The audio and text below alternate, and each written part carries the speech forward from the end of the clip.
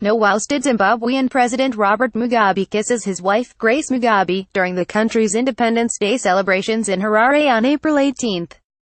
Getty Images Panashe Chigumadzi is an essayist and novelist who was born in Zimbabwe and is based in South Africa, as former President Robert Mugabe and his second wife, Grace Mugabe, prepare to make their exit from Zimbabwe's State House. Zimbabweans have hankered for Amai, mother Sally, his late first wife, who is fondly remembered as a very sensitive and intelligent woman who may have been restraining influence on her husband. On the day of the military intervention earlier this month, the veteran South Africa-based Zimbabwean journalist Peter Andoro tweeted the following: "As developments continue to unfold in Zimbabwe, Robert Mugabe might be looking back and wondering if his rule wasn't a tale of two wives. One that died too soon and the other that ended up being his Achilles heel." This flags civism. With almost 2,000 retweets, it is the kind of misogynist narrative that has found an easy resonance in many quarters of a country that has been ruled by the heavy hand of a patriarchal nationalist tradition for nearly 4 decades. Across the many rallies and marches in Zimbabwe, many people sang, "Hatiti kutangwa nehore." We do not want to be ruled by a whore. Zimbabwe National Liberation War Veterans Association Chairman Chris Mavangwa described Grace Mugabe as clinically mad, and Temba Maliswa, a member of parliament from the ruling ZANU-PF party, has claimed that Robert Mugabe's legacy has been destroyed by his wife. "He's old, he's aging, and they've taken advantage of him." As Mugabe's party rebrands itself, it is using a simplistic narrative that absolves both Mugabe and ZANU-PF of their political blunders, sweeping all that went wrong into a Grace Mugabe-sized hole. Is it really a tale of two wives? Let's start with Amai, Sally Mugabe, and whether she was a restraining force on her husband. Having met Mugabe at a teacher training college in her native Ghana, Sally Mugabe, née Hayfrun, married Mugabe in 1961. She became increasingly involved in nationalist political trenches in the 60s, leading campaigns for the release of Zimbabwean political prisoners, including her husband, while in exile in London.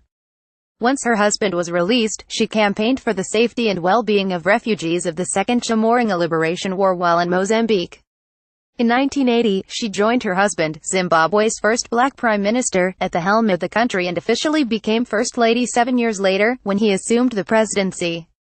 By 1989, she was elected Secretary General of the ZANU-PF Women's League. Outside of politics, Sally continued to be popular for her involvement in welfare programs through organizations such as the Zimbabwe Child Survival Movement and Zimbabwe Women's Cooperative. A popular leader at home and abroad at the time, Mugabe was meanwhile consolidating and centralizing his post-independence power through constitutional and forceful means. In 1984, ZANU-PF's Congress gave Mugabe extensive powers to appoint the executive members of the party and passed constitutional amendments that created the executive presidency. Most importantly, the early 80s, Sally was by his side during the Yakurahundi Shona for the first rains, which wash away the chaff before the spring rains, the genocide of more than 20,000 Ndebele people. The violent campaign was aimed at quelling the threat of political dissidents. Incoming President Emmerson Mnangagwa was a key figure in the massacres. As Sally Mugabe became increasingly ill with kidney failure in the late 80s, Robert Mugabe began his affair with Grace Ntiambizadwe Marufu, a young married mother and a typist in the president's office at the time. In 1992, Sally Mugabe died in Harare at the age of 60. As Zimbabwean academic Alex Magesa points out, for Mugabe, the loss of Sally represented a loss of a close companion and, importantly, a peer. Mugabe married Grace in a spectacular ceremony 4 years later. Compared with Sally, who was loved for her apparent sense of modesty and public work, Grace Mugabe became increasingly unpopular for her lavish lifestyle in the midst of the economic fallout of the 2000s. She largely stayed out of politics. This changed by 2014, when she began her foray into politics through her election as president of ZANU-PF's Women's League. Though unpopular, Grace Mugabe continued to consolidate power through the support of the G40 faction, made up mostly of a younger generation of ZANU-PF members who did not participate in the Second Chamorro.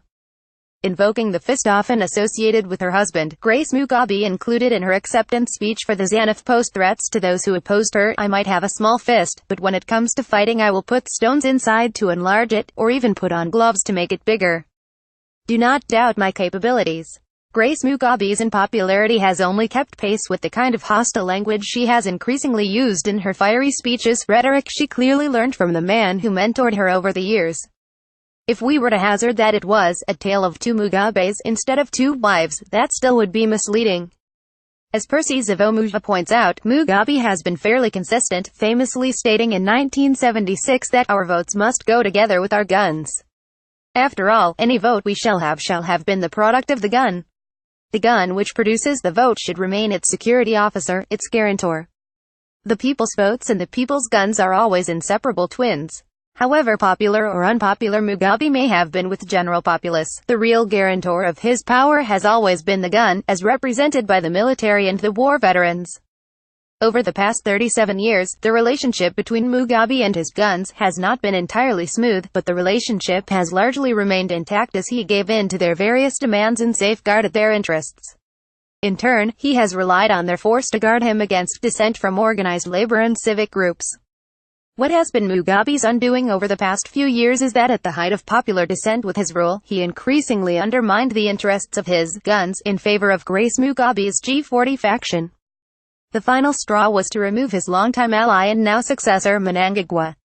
Grace Mugabe is no saint, but she has also done nothing without Robert Mugabe's endorsement, and indeed that of many others in the party. The political fallout cannot be put down to an aging leader's being led astray by an overbearing or too ambitious wife. Given the evidence of Mugabe's career trajectory, the extent to which First Ladies Grace or Amai Sally could have restrained their husband is unclear, but even more importantly, it is neither here nor there. The common denominator in both marriages has been Robert Mugabe, a man who has more than proved himself a skilled and shrewd politician. It was his political mistake to undermine the guns that guaranteed his power for so long. It is at best simplistic and at worst misogynistic to hold Sally or Grace Mugabe accountable for their husbands' political missteps.